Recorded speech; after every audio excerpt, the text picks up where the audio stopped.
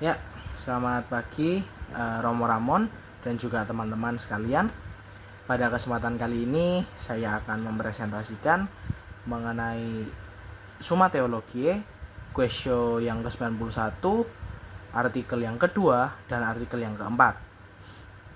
Nah, untuk topiknya sendiri pada artikel yang kedua itu akan membahas mengenai hukum kodrat, sedangkan pada top artikel yang keempat akan membahas mengenai hukum ilahi. Nah, seperti apa? Mari kita simak berikut tema, keberatan-keberatan yang ada di dalamnya, serta jawaban-jawaban dan penjelasan eksplanasi yang akan diberikan oleh Santo Thomas Aquinas. Nah, dalam artikel yang kedua itu membahas mengenai tema hukum kodrat. Nah, dalam artikel ini yang menjadi poin penting adalah mengenai apakah ada sih hukum kodrat itu gitu. Lantas jika ada, apakah manusia berada atau diatur oleh hukum kodrat? Kurang lebih seperti itu. Nah, saya akan membacakan keberatan-keberatan yang terkandung dalam artikel ini. Nah, keberatan yang pertama, nampaknya tidak ada hukum kodrat dalam diri kita. Hal tersebut disebabkan bahwa manusia telah cukup diatur oleh hukum abadi. Seperti disebutkan oleh Santo Agustinus dalam karyanya, bahwa hukum abadi adalah hukum yang dari sanalah benar bahwasanya semua hal diatur. Akan tetapi alam tidak berlebihan atau melimpah-limpah dan juga tidak kurang dari kecukupan. Oleh sebab itu, tidak ada hukum kodrat bagi manusia. Nah, dalam keberatan yang kedua bunyinya demikian.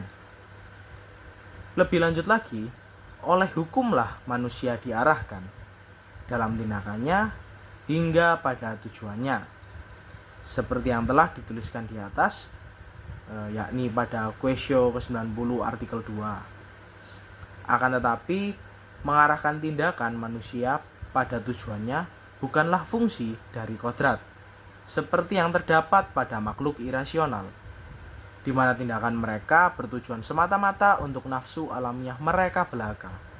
Sedangkan manusia bertindak sesuai dengan tujuan dari kehendak dan akal budinya. Oleh sebab itu, tidak ada hukum yang kodrati bagi manusia. Nah, keberatan ketiga berbunyi selanjutnya, semakin seseorang bebas, maka semakin jauh ia dari bawah hukum.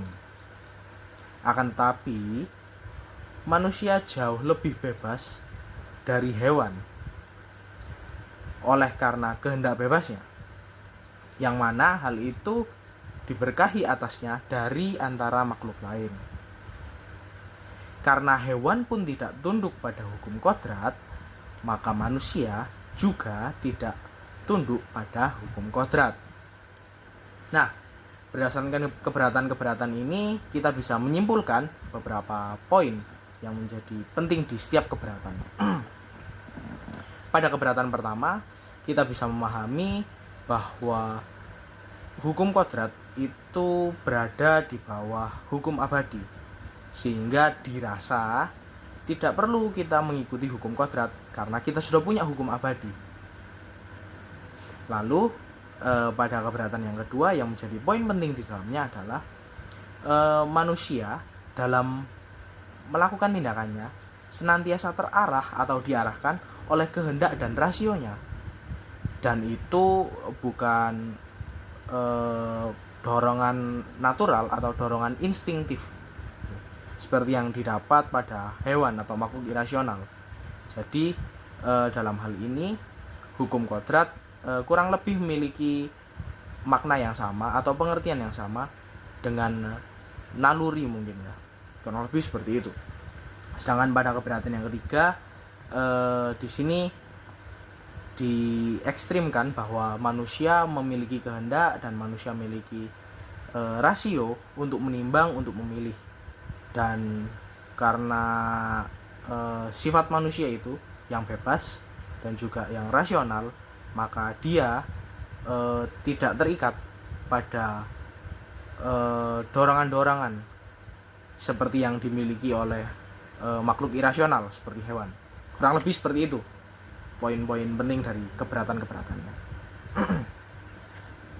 Lantas, apakah hukum kodrat ini kemudian sungguh tidak ada? Dan jika tidak, apakah hukum abadi yang diturunkan oleh Tuhan saja sudah cukup untuk mengatur hidup manusia? Nah, sebelum masuk ke sini, pertama-tama kita harus menyadari bahwa di dalam kuesio tersebut atau artikel tersebut itu dijelaskan juga atau dicantumkan juga argumen pembanding. Nah, dalam argumen pembanding ini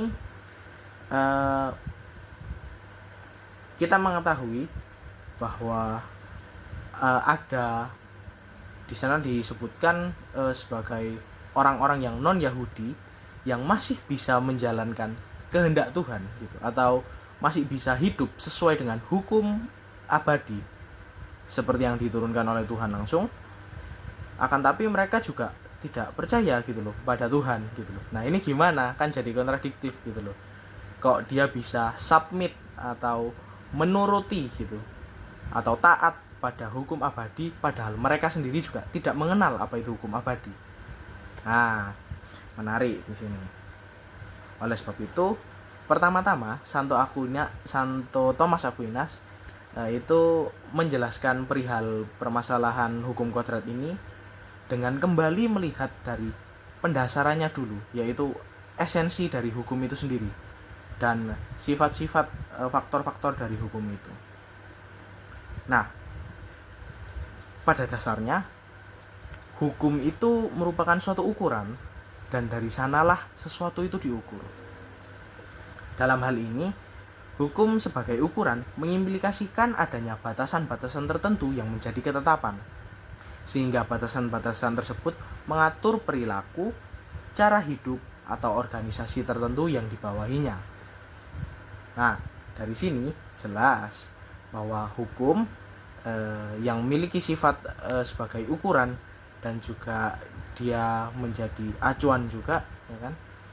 Ini akhirnya memiliki fungsi atau memiliki makna atau memiliki substansi bahwa hukum ini pada dasarnya untuk mengatur gitu loh.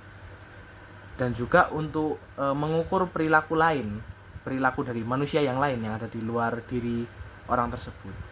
Nah, lebih seperti itu. Nah, melalui penjelasan akan esensi hukum, Thomas Aquinas kemudian menjelaskan mengenai hukum kodrat. Menurut Thomas Aquinas, hukum kodrat dalam manusia tercermin melalui rasio manusia. Kita semua tahu bahwa rasio atau akal budi memampukan manusia itu untuk menangkap forma atau ide atas suatu hal. Nah, kemudian rasio manusia yang bisa menangkap ide atau forma dari suatu hal itu akan mengarahkan penilaian-penilaian manusia itu sesuai dengan acuan dasar yang ada di dalam dirinya. Nah, apa sih acuan dasar ini? Ya, acuan dasarnya adalah rasionalitasnya itu pertama-tama. Tapi acuan dasar dari rasionalitas ini kita bisa memahaminya sebagai sesuatu yang diturunkan langsung juga dari hukum abadi gitu. Nah, yang menjadi menarik di sini adalah mulai terlihat bahwa hukum kodrat itu pada dasarnya adalah keterarahan manusia kepada hukum abadi. Nah, lebih seperti itu. Nah, manusia sendiri memiliki keterarahan untuk mendekati serta melakukan yang baik dan menghindari yang jahat. Ukuran atau aturan ini kemudian merupakan hukum kodrat dalam diri manusia. Oleh sebab itu, kita bisa memahami bahwa hukum kodrat tidak lepas begitu saja dari hukum abadi. Nah, ini kemudian akan menjawab keberatan yang pertama, di mana hukum kodrat sering dianggap lepas dari hukum abadi dan kita tidak memerlukan hukum kodrat. Jadi jelas ya bahwa hukum kodrat di sini itu adalah keterarahan manusia terhadap hukum abadi. Seperti itu. Nah, oleh sebab itu untuk berada di bawah hukum kodrat lebih lanjut lagi, itu pada dasarnya taat juga pada moral kebenaran dan kebaikan yang seperti dimaksudkan oleh Allah dalam hukum abadinya. Pada poin yang keberatan yang kedua, ia menekankan atau Thomas Aquinas menekankan bahwa pada dasarnya antara tindakan dan pemikiran sudah seharusnya sejalan dengan kodrat sebagai arahan kepada tujuan akhir seperti yang disebut dalam hukum abadi. Oleh sebab demikian, antara tindakan dan pemikiran pada dasarnya haruslah sesuai dengan hukum kodrat. Gitu.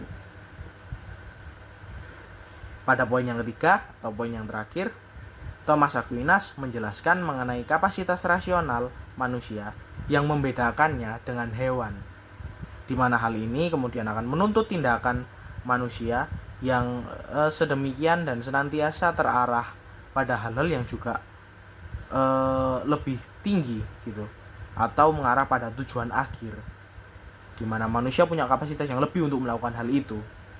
Nah, jadi tuntutan dari untuk keterarahan ini juga pada dasarnya adalah fungsi utama dari hukum kodrat, yakni senantiasa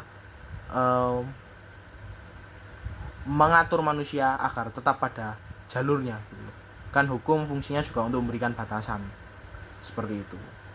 Nah, kodrat manusia ini kemudian di mana kodrat manusia itu di sini dijelaskan dalam pemikiran Santo Thomas Aquinas, tentu saja dijelaskan bahwa hal tersebut senantiasa terikat pada rasionalitas manusia dan akal budinya, kurang lebih seperti itu. Nah, lalu kita akan lanjut dalam topik yang kedua, yaitu mengenai hukum ilahi.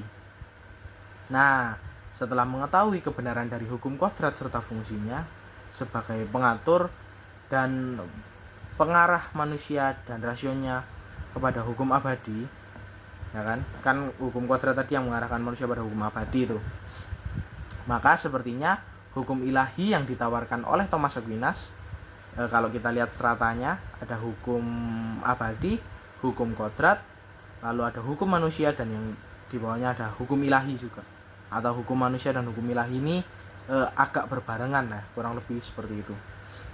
Itu tidak menjadi relevan karena sudah ada keterarahan yang dibangun melalui hukum kodrat.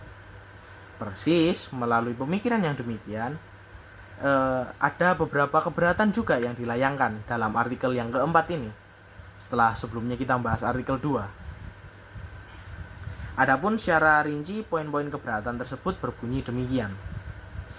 Pada keberatan pertama berbunyi, kelihatannya sudah tidak ada lagi fungsi dari hukum ilahi, karena seperti yang telah dijelaskan di atas,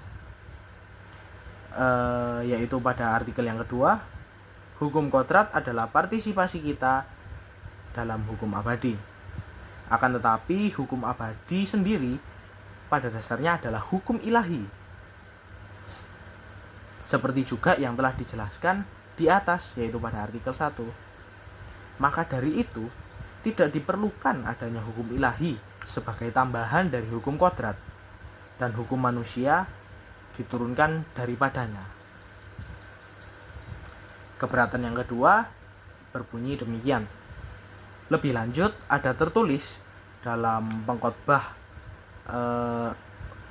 pasal yang ke-15 dan di ayat yang ke-14 bahwa Tuhan menyerahkan pada manusia urusan pertimbangan manusia dalam tangannya sendiri. Nah, menimbang di sini pada dasarnya merupakan tindakan nalar seperti yang disebutkan sebelumnya.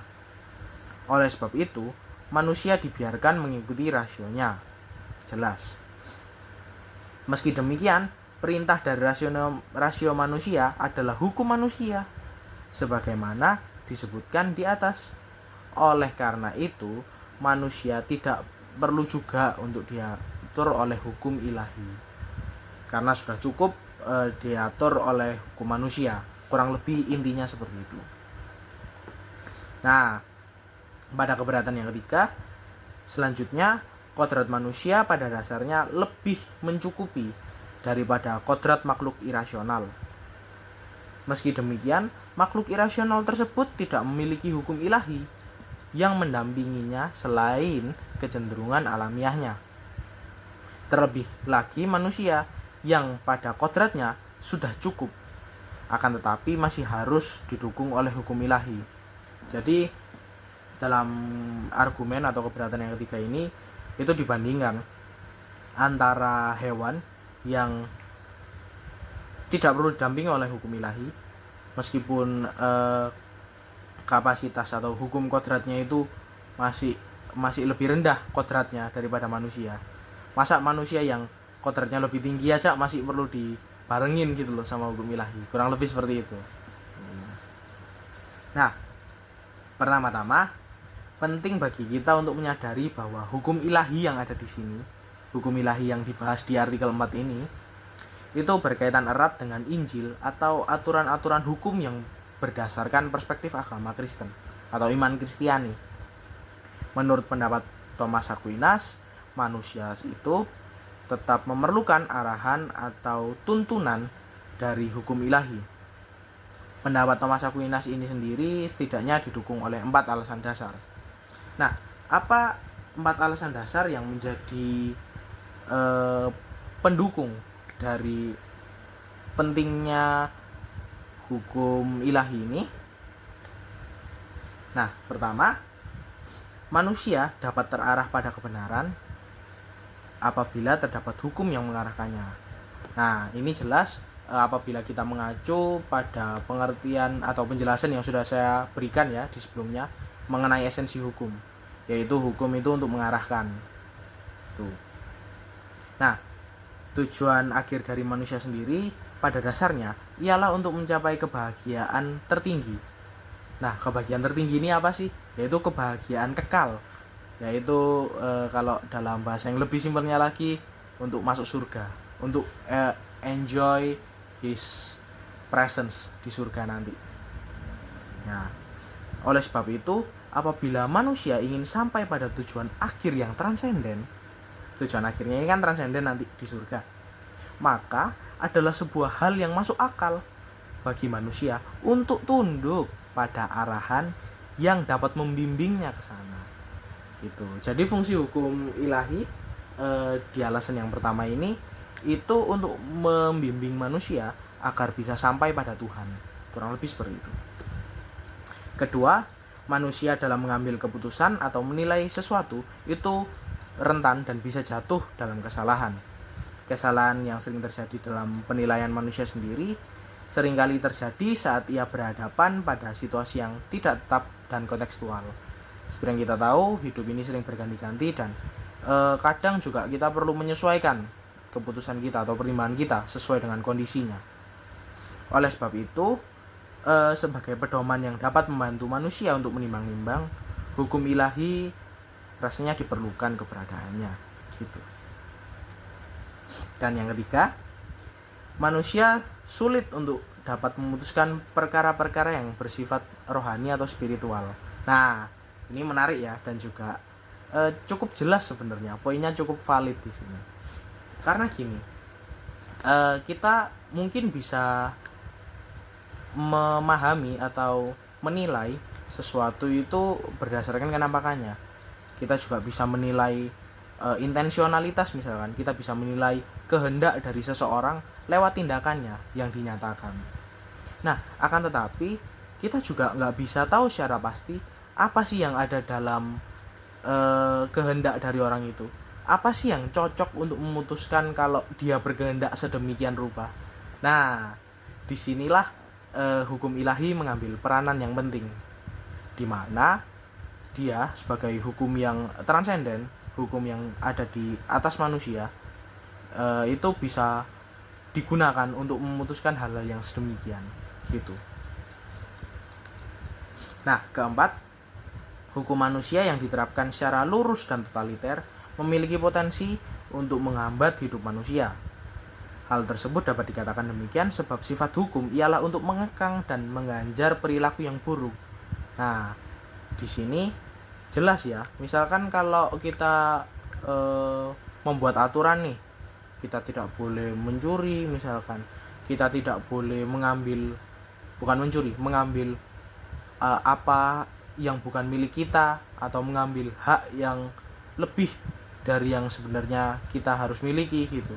Nah, ini dikhawatirkan akan menghambat hidup manusia. Misalkan dalam perdagangan nih, perdagangan punya banyak keuntungan loh. Dia bisa memajukan perekonomian suatu bangsa, dia bisa mengadakan sirkulasi yang baik terhadap keuangan yang bisa menyejahterakan masyarakat. Kalau satu orang kaya kan dia akan konsumsi, melakukan perilaku konsumsi, dan itu juga akan bikin rantai mengalir ya kan, seperti itu. Nah, kalau misalkan hal-hal yang sampai sedemikian rupa ini dibatasi gitu loh, dibatasi dan juga diganjar, apalagi diganjar ya perilakunya itu kan akan merepotkan sekali. Nah, oleh sebab itu Santo Thomas dalam hal ini melirik pemikirannya Santo Agustinus, kita perlu adanya hukum ilahi yang ada di atas manusia, yang kemudian ini bisa mengganjar dan bisa membatasi semua perilaku-perilaku yang tidak diinginkan itu. Lebih seperti itu. Nah, berdasarkan alasan-alasan serta penjelasan tersebut, Santo Thomas Aquinas kemudian juga menjawab kebutuhan manusia dan pentingnya fungsi dari hukum ilahi. Oleh sebab itu, hukum ilahi pada dasarnya masih relevan dan diperlukan. Nah, sekian presentasi saya, sekian materi dan juga pembacaan saya terhadap pemikiran Santo Thomas Aquinas yang terkait dalam Quaestio 91 artikel 2 dan 4. Selamat pagi, Tuhan berkati kita semua. Terima kasih.